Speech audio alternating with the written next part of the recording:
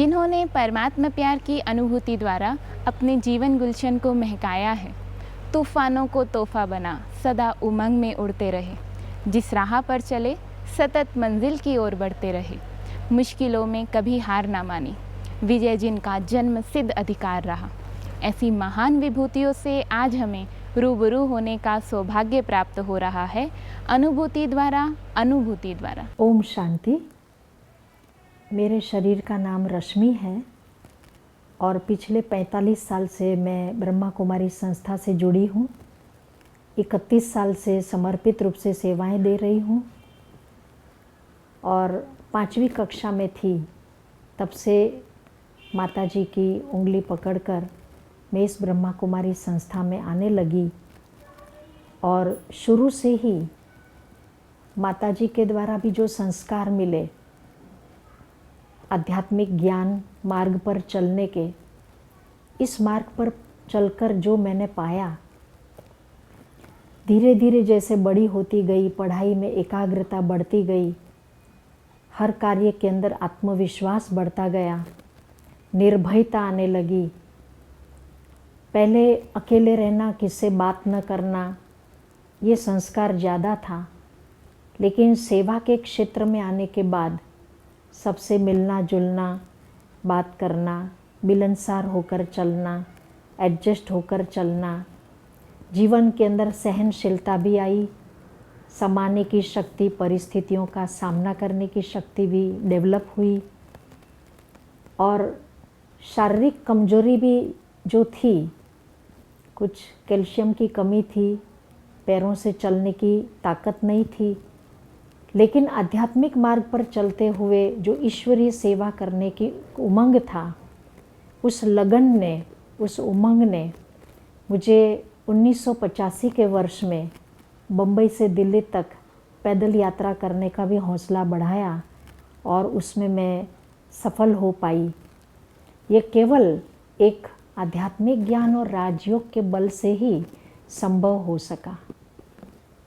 मैंने कभी अपने जीवन के अंदर कोई जिम्मेवारी नहीं संभाली।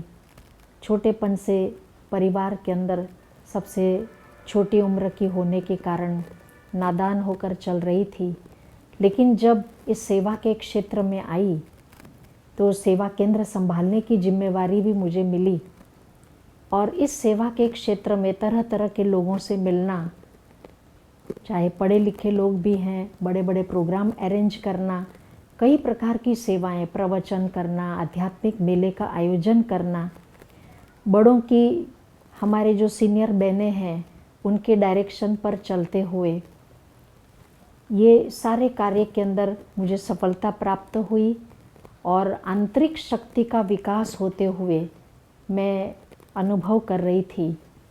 और आज मैं ये महसूस करती हूँ कि किसी भी कार्य के अंदर कोई भय नहीं लगता, किसी भी कार्य के अंदर कोई दुविधा नहीं रहती है।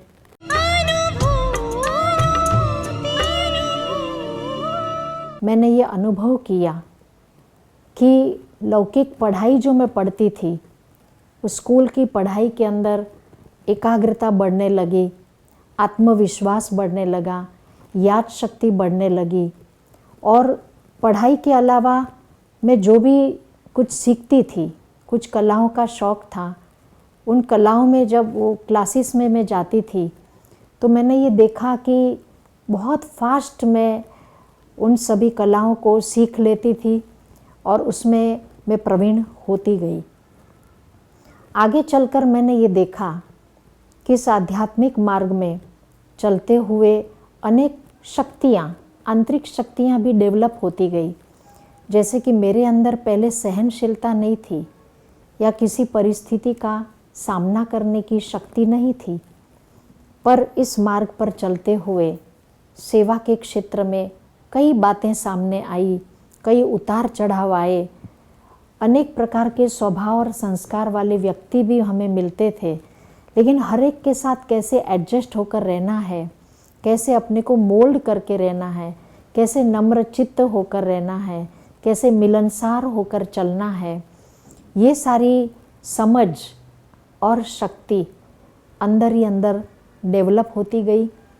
हमारे से जो बड़े हैं, बड़ी बहनें हैं, अनुभवी बहनें, उनका मार्गदर्शन लेते हुए हम आगे बढ़ने लगे और ये देखा कि आज अभी वो समय आया है कि चाहे कोई भी बात सामने आ जाती है, परंतु बिल्कुल धीरज से मन को शांत रखते हुए, मन की एकाग्रता के साथ परमात्मा की स्मृति में रहकर मन को शांत चित्त रखते हुए किसी बात का हम यथार्थ निर्णय भी ले सकते हैं और क्या हमें कदम उठाना है, किस तरह से हमें किसी के साथ व्यवहार करना है, किस तरह से किसी कार्य को सफल करना है, ये तुरंत ही समझ आ जाती है, निर्णय भी ले सकते हैं, उस तरह का स्टेप भी उठाते हैं और फिर उसके अंदर वो सफलता का भी हम अनुभव करते हैं।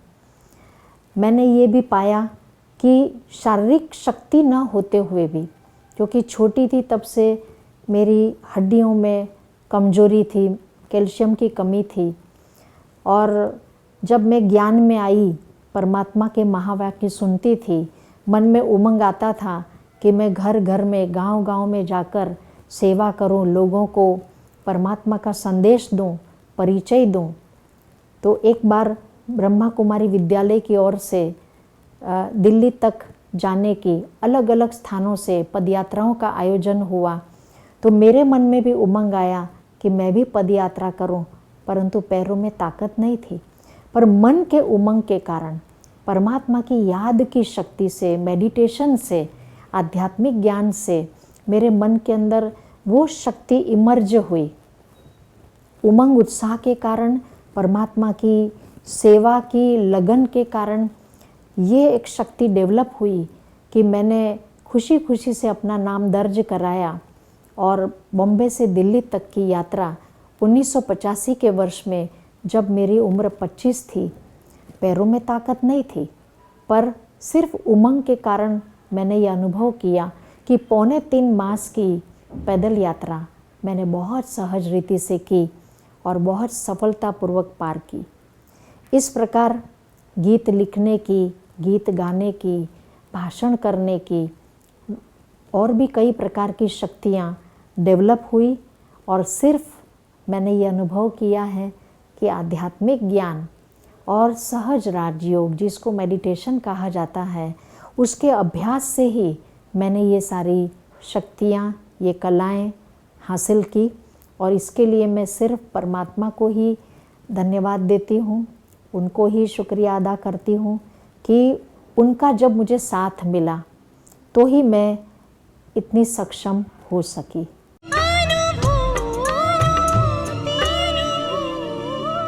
मैं वापी गुजरात से ब्रह्मा कुमार तरुण।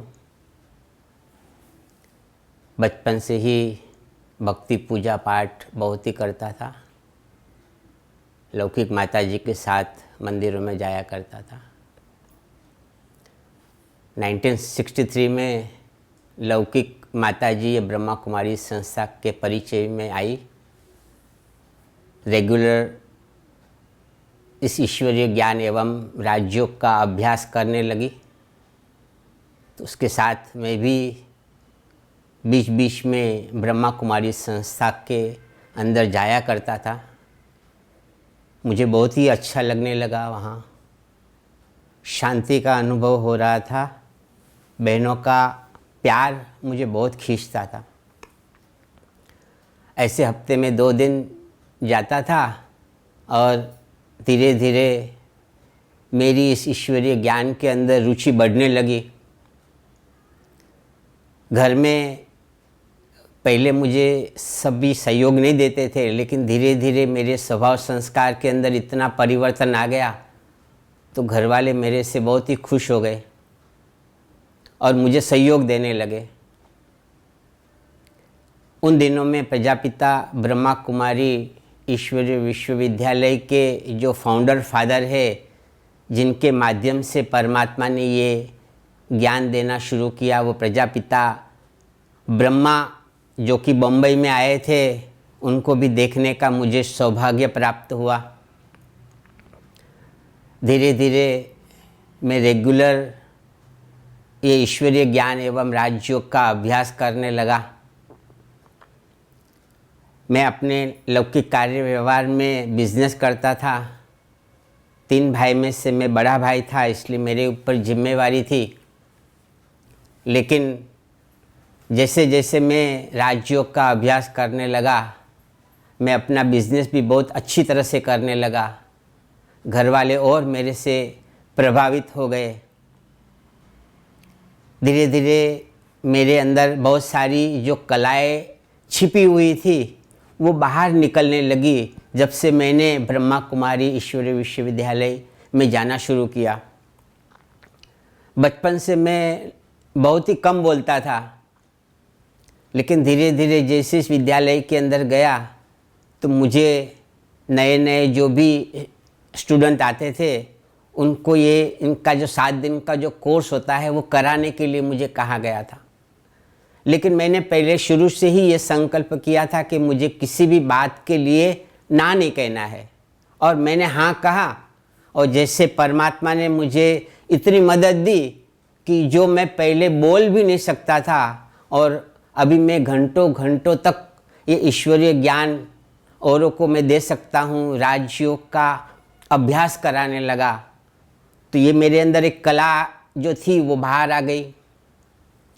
मैं कविता भी खुद लिखता हूँ, छोटे छोटे ड्रामा भी मैं खुद लिखता भी हूँ, और वो प्ले भी मैं करता हूँ। तो ये कला मुझे परमात्मा से ही प्राप्त हुई है, और मेरे कार्य करने की जो क्षमता थी वो धीरे धीरे बढ़ने लगी। और मुझे यहाँ ब्रह्मा कुमारी संस्था से जुड़े हुए आज 45 साल हो गए। मैं अपनी कुमार जीवन व्यतीत करता हूँ, और मुझे इतना खुशी हो रही है। जो ईश्वरीय ज्ञान एवं राजयोग का तो नियमित अभ्यास करता ही हूँ, साथ साथ जो भी ईश्वरीय सेवा मिलती है वो मैं दिल से करता हूँ, और इसके कारण मुझे औरों की दुआओं का मिलती है, और परमात्मा की मदद मुझे हर पल मिलती है। जब जब कोई भी ऐसी समस्या आती है उस समय मैं 2 मिनट उस परमपिता परमात्मा को याद करता हूँ, तो जैसे मुझे उसका सॉल्यूशन मिल जाता है, और वो समस्या कहाँ चली जाती है वो मुझे पता ही नहीं पड़ता है। तो ऐसे परमात्मा के पल पल मुझे बहुत ही अनुभव होते हैं, और आगे भी परमात्मा के ऐसे ही अनुभव मुझे होंगे, ऐसा मुझे दृढ़ विश्वास है।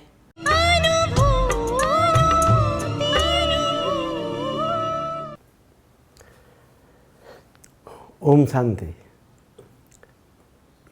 1974 में इन द ईयर 1974 मैंने mount Abu sunset point road पर म्यूजियम में प्रजापिता ब्रह्मा कुमारी ईश्वरीय विश्वविद्यालय का ज्ञान प्राप्त किया। उसी दिन से मेरे को ये संपूर्ण निश्चय है, और मेरे को ये लक्ष्य ही रहा कि ये ज्ञान औरों को भी देना चाहिए। उस समय दक्षिण गुजरात में इस ईश्वरीय विश्वविद्यालय की शाखाएं नहीं थी, केवल सूरत तक थे, और यहाँ पर बम्बई में कांदीवली में इसकी शाखाएं थी। वहाँ पर डॉक्टर निर्मला दीदी जी इस सेंटर को संभालती थी, और उनके मार्गदर्शन में वापी में पहला एग्जीबिशन हुआ। वापी वलसाड़ डिस्ट्रिक्ट में है, और वहाँ पर हमने सेवा का कार्य उसी दिन से शुरू किया। 4 दिन में ही 7 डेज कोर्स कंप्लीट कर दिया मैंने, और मेरा लक्ष्य पहले ही दिन से इस ईश्वरीय ज्ञान और आध्यात्मिक शिक्षा को औरों को देने के लिए सहयोग देने का रहा।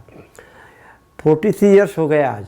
तब तक मेरे को ये अनुभव रहा है कि मूल्य शिक्षा, आध्यात्मिकता, आत्मा की उन्नति और कारकिर्दी में इस ईश्वरीय ज्ञान के तौर पर और कोई संस्था नहीं है।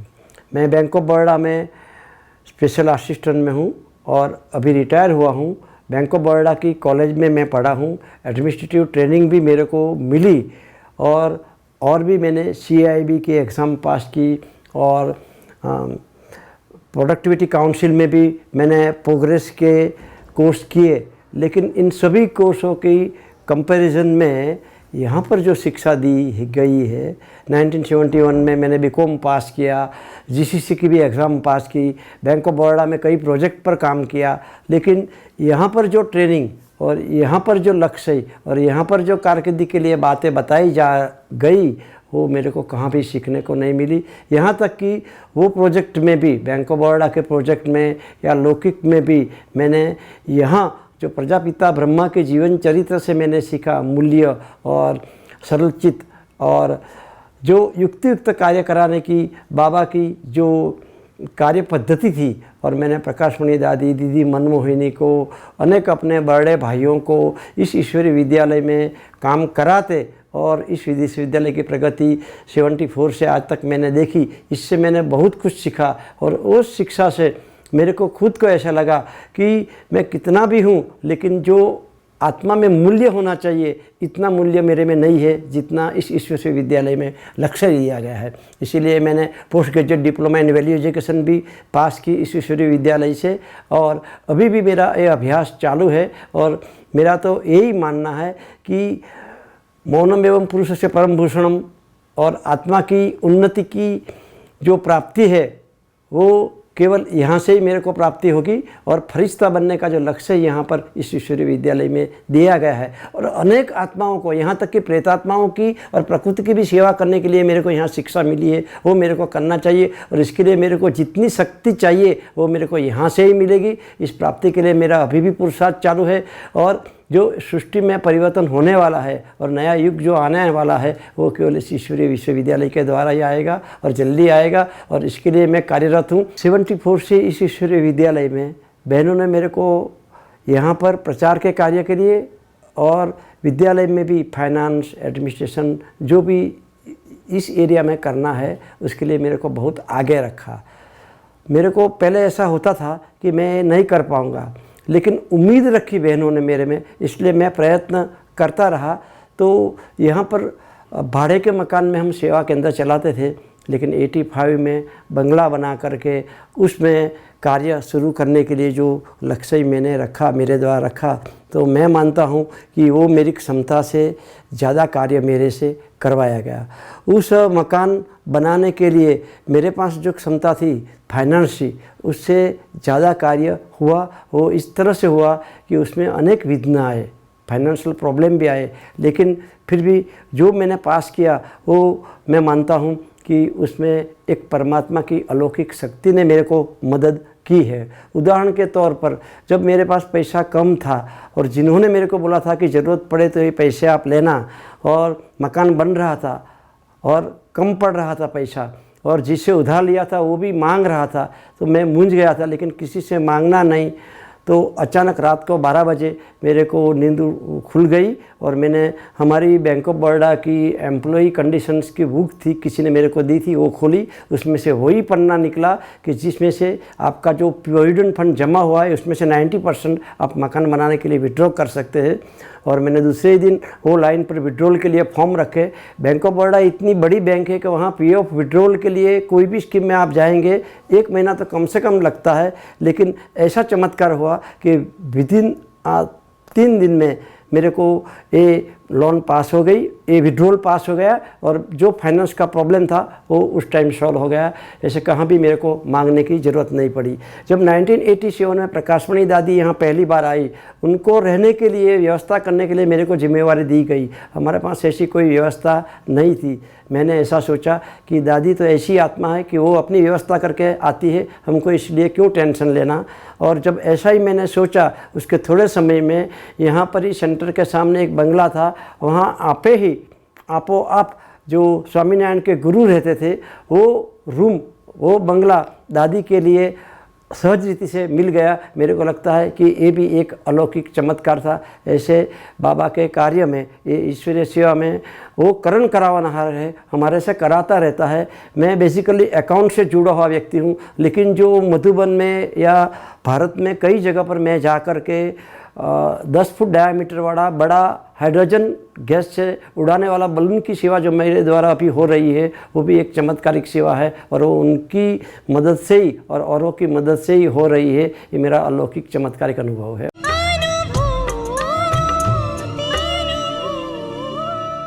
प्रजापिता ब्रह्मा कुमारी ईश्वरीय विश्वविद्यालय, इसके संपर्क में मैं 1994 में आई। और उस समय का मेरा अनुभव बताऊँ तो ये है कि लौकिक जीवन में मैं बहुत तनाव में थी और उस समय मैं महसूस कर रही थी कि जैसे मेरे में कुछ है ही नहीं, बहुत होपलेस केस जैसे हो गई थी। और तब मैं कुछ भक्ति भी करती थी, लेकिन ये होता था कि कहीं से भी मुझे कुछ प्राप्त नहीं हो रहा। तो उस समय हमारे यहाँ पर ही हमारी सोसाइटी में वो ब्रह्मा कुमारी विद्यालय के द्वारा 7 डेज कोर्स हुआ, तो मैं वो कोर्स में गई। उसके बाद मुझे अच्छा लगा, फिर धीरे धीरे महसूस हुआ कि मुझे जिस चीज़ की तलाश थी वो मुझे यहाँ मिली और आत्म अनुभव होने लगा। धीरे धीरे मेरा तनाव दूर होने लगा और 1 साल के अंदर ही मुझे ये अनुभव हुआ। और मुरली क्लास की भी सेवा, कोर्स की भी मुझे सेवा मिली। उसके बाद मुझे गीता पाठशाला के लिए भी निमित्त बनने का सौभाग्य मिला और बाबा की मदद मुझे हर पल मिलती रही। और ऐसे करते बाबा का ज्ञान सुनते सुनते वो तनाव से तो मैं संपूर्ण मुक्त हुई, पर सेवा में भी उन्नति होने लगी। लौकिक जीवन में भी जो कुछ समस्या मैं महसूस कर रही थी उसमें से भी मुझे समाधान मिलता गया। और साथ में शुरुआत के 1-2 साल में तो थोड़ा सा संघर्ष करना पड़ा। बाद में युगल ने भी इतना सहयोग दिया कि तन मन धन से मुझे इस अलौकिक कार्य में कभी कोई संघर्ष नहीं करना पड़ा।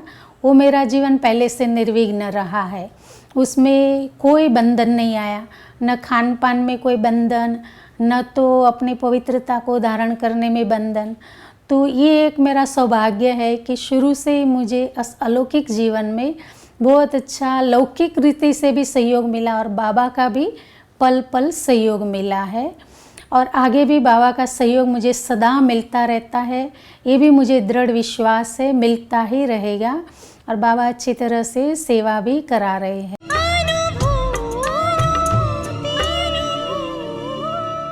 ओम शांति। मैं doctor R.C. Gandhi, scientific field microbiologist हूँ और एकेडमिक कैरियर मेरा 55 ईयर्स है। अभी भी मैं कैंपस डेवलप में काम कर रहा हूँ। आज मेरी आयु भी 76 ईयर्स है। 2 साल पहले ही मैं वापी में ट्रांसफ़र होकर आया हूँ और यहाँ भी मैं कॉलेजेस का ही काम करता हूँ। वापी सेंटर में कांटेक्ट में आया, ब्रह्मा कुमारी रश्मि बेन जी से मिला और कैसे रेगुलरिटी प्राप्त करनी है वो मैंने यहाँ से सीखा। वैसे तो मेरी फैमिली में मेरी बड़ी सिस्टर है जो हाल अमेरिका है। ये ब्रह्मा कुमारी सेंटर से तकरीबन 60 ईयर्स से जॉइंट में है। हमें जो कुछ आदेश मिला है, जो कुछ करना है, वो हम बड़ी दीदी से ही फॉलो करते हैं। जीवन में बहुत सारी अनुभूतियाँ हुई है और मैं हमेशा सोचता हूँ कि ये जो अनुभूति होती है वो शिव बाबा की कृपा से ही होती है। जीवन में ड्रास्टिक चेंजेस आना, स्टूडेंट के साथ किस तरह बिहेव करना, स्टूडेंट ऐसी लाइफ है कि जो कुछ भी बोल देते हैं, ये नादान है, अनसमझू है, फिर भी हम चाहते हैं कि वो हमसे कुछ सीखे और हमें फॉलो करे।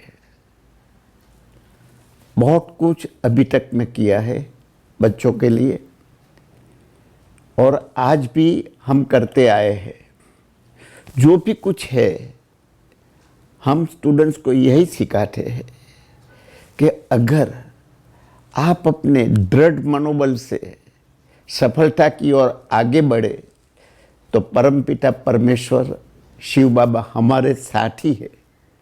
वे तो चाहते हैं कि आगे बढ़ो, और मैंने जो कुछ आपको सिखाया है उसके मुताबिक आगे बढ़ने से आपकी लाइफ और सरल हो जाएगी। अनुभूतियाँ तो बहुत है,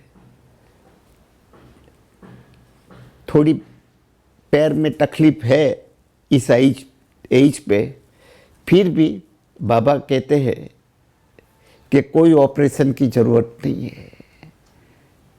लाइफ में रेगुलरिटी रखो, आगे बढ़ो, और हम बाकी का सब कुछ संभाल लेंगे।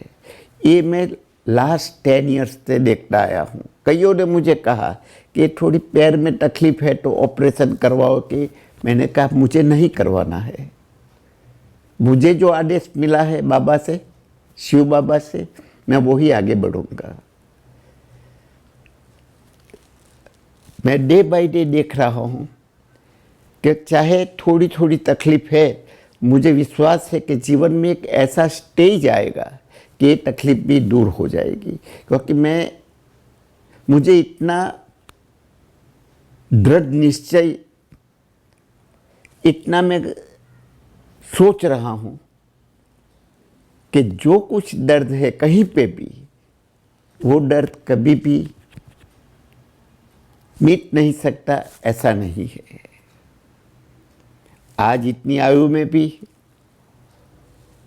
डेली बाबा का साथ मिलता है, मेडिटेशन करता हूँ, योगा करता हूँ, तो इसमें से बाबा यही कहते हैं कि जीवन में रेगुलरिटी रखो और आगे बढ़ो।